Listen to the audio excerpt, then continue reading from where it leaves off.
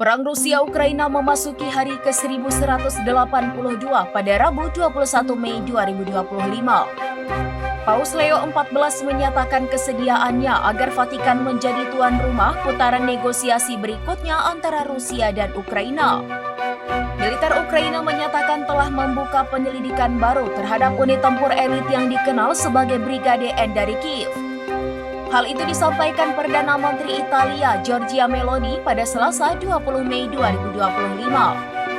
Paus Leo XIV baru saja terpilih 2 minggu lalu untuk menggantikan Paus Fransiskus yang telah wafat, di mana Paus Leo juga mengatakan bahwa Vatikan siap berperan sebagai mediator dalam konflik global. Belum ada tanggapan resmi dari Moskow maupun Kiev terkait tawaran mediasi tersebut. Di sisi